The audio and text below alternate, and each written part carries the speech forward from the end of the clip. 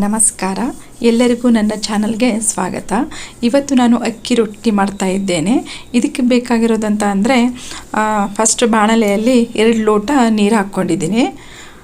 ಕುದಿ ಬಂದಾವಾಗ ಉಪ್ಪು ಹಾಕ್ಕೊಂಡಿದ್ದೀನಿ. ಎಷ್ಟು ಬೇಕು ಅಷ್ಟು ರುಚಿಗೆ ತಕ್ಕಷ್ಟು. ಆಮೇಲೆ ಕುದಿ ಬಂತು ನೋಡಿ, ಆವಾಗ 1/4 ಲೋಟ ಹಿಟ್ಟು ಹಾಕ್ಕೊಂಡಿದ್ದೀನಿ, ಅಕ್ಕಿ ಹಿಟ್ಟನ್ನು.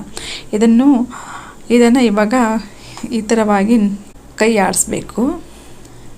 ಸ್ವಲ್ಪ ಫ್ಲೇಮ್ ಚಿಕ್ಕದಿಟ್ಕೊಳ್ಬೇಕು, ಗ್ಯಾಸ್ ಫ್ಲೇಮು. ಆವಾಗ ಸ್ವಲ್ಪ ಹೊತ್ತು ಬಿಟ್ಬಿಟ್ಟು ಅದನ್ನು ಸರಿಯಾಗಿ ಕಲಸಿ ಒಂದು ಸ್ವಲ್ಪ ಹೊತ್ತು ಮುಚ್ಚಿಡಬೇಕು, ಅಂದರೆ ಒಳಗಡೆಯಿಂದ ಬೇಯಲಿ ಅಂಥೇಳಿ. ಹಾಗೆ ತೆಗೆದುಬಿಟ್ಟು ಎಷ್ಟು ತುಂಬ ತಣ್ಣಗಾಗೋದಲ್ಲ, ಎಷ್ಟು ನಿಮಗೆ ಕೈಯಲ್ಲಿ ಮುಟ್ಟೋಕ್ಕಾಗತ್ತೆ, ಬಿಸಿ ಎಷ್ಟು ತಡೆಯುತ್ತೆ ಕೈ ಅಷ್ಟು, ಆವಾಗ ತೆಗೆದುಬಿಟ್ಟು ಈ ಥರವಾಗಿ ನಾದ್ಕೊಳ್ಬೇಕು. ಸ್ವಲ್ಪ ಚೆನ್ನಾಗಿ ನಾದಬೇಕು. ನಾವು ಚೆನ್ನಾಗಿ ನಾದಿದರೆ ಮೆದುವಾಗಿ ಬರುತ್ತೆ ರೊಟ್ಟಿಗಳು, ಮತ್ತು ಲಟ್ಸೋಕ್ಕೂ ಏನು ತೊಂದರೆ ಆಗೋದಿಲ್ಲ. ಈ ಹಿಟ್ಟು ಸ್ವಲ್ಪ ನೀರು ಜಾಸ್ತಿ ಆಯಿತು ಅಂತ ಅಂದರೆ ನೀವು ಒಣ ಹಿಟ್ಟನ್ನು ಹಚ್ಕೊಳ್ಳಿ. ಇಲ್ಲ ಸ್ವಲ್ಪ ಗಟ್ಟಿ ಆಯಿತು ಅಂತ ಅಂದ್ರೂ ಸ್ವಲ್ಪ ನೀರು ಚಿಮ್ಸ್ಕೊಂಡು ಕಲಿಸ್ಕೊಂಡ್ರೂ ಏನು ತೊಂದರೆ ಆಗೋದಿಲ್ಲ. ಹೀಗೆ ಇವಾಗ ಉಂಡೆಗಳು ಮಾಡಿಕೊಂಡು ಈ ಥರ ಮಾಡಿಕೊಂಡು ಲಟ್ಸ್ಕೊಳ್ಬೇಕು.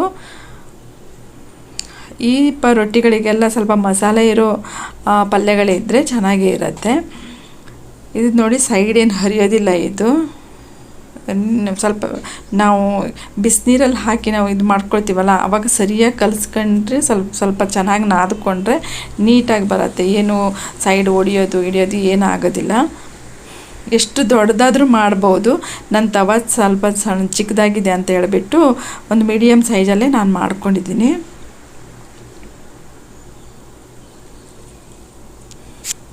ಇವಾಗ ರೊಟ್ಟಿ ಹಾಕ್ತೀವಲ್ಲ ತವದಲ್ಲಿ, ಇವಾಗ ಬಬಲ್ಸ್ ಬಂದವಾಗಲೇ ನಾವು ಉಲ್ಟಾ ಹಾಕಬೇಕು. ಯಾಕೆ ಅಂತ ಅಂದರೆ ಪದೇ ನಾವು ಮುಚ್ಚಾಕ್ತಾ ಇದ್ರೆ ಏನಾಗುತ್ತೆ ಅಂದರೆ ರೊಟ್ಟಿಗಳು ಗಟ್ಟಿಯಾಗತ್ತೆ. ಇವಾಗ ಫಸ್ಟ್ ಹಾಕ್ತೀವಿ, ಸೆಕೆಂಡು ಸ್ವಲ್ಪ ಬಬಲ್ಸ್ ಬಂದಾಗ ಉಲ್ಟಾ ಹಾಕಿದಾಗ ಈ ಥರ ಉಬ್ಬಿ ಬರುತ್ತದು. ಆಮೇಲೆ ಇನ್ನೊಂದು ಸತಿ ಈ ಥರ ಹಾಕಿಬಿಟ್ಟು ಮತ್ತೆ ತೆಗೆದ್ರೆ ಆಯಿತು. ಪದೇ ಮುಚ್ಚಾಕೋದು ಹಾಕಿದ್ರೆ ಚೆನ್ನಾಗಿ ಬರಲ್ಲ, ಗಟ್ಟಿಯಾಗತ್ತೆ ಅದು ರೊಟ್ಟಿ. ಯಾವುದೇ ಆಗಲಿ, ಇವಾಗ ನೀವು ಚಪಾತಿ ಮಾಡಿದ್ರೂ ಅಷ್ಟೇ ಪದೇ ಮುಚ್ಚಿ ಹಾಕಬಾರ್ದು. ನೋಡಿ, ಎಲ್ಲನೂ ಈ ಥರ ನಾನು ಫಸ್ಟ್ ಲಟ್ಸಿ ಇಟ್ಟಿದ್ದೀನಿ. ಇವಾಗ ಲಟ್ಸಿ ಇಟ್ಟಿದ್ರು ನೀವು ಒಂದಕ್ಕೊಂದು ಮೆತ್ಕೊಳ್ಳಲ್ವಲ್ಲ, ಇದು ಗೋಧಿ ಹಿಟ್ಟಿನ ಥರ. ನೀವು ಎಷ್ಟು ಬೇಕಾದ್ರೂ ಅಷ್ಟು ಲಟ್ಸ್ಕೊಂಡು ಇಟ್ಕೊಳ್ಬೋದು. ನೋಡಿ ಎಲ್ಲ ರೆಡಿ ಮಾಡ್ಕೊಂಡಿದ್ದೀನಿ. ಇವಾಗ ಎಷ್ಟು ಮೆದುವಾಗಿದೆ ನೋಡಿ, ಈ ಥರ ಆಗಿದೆ.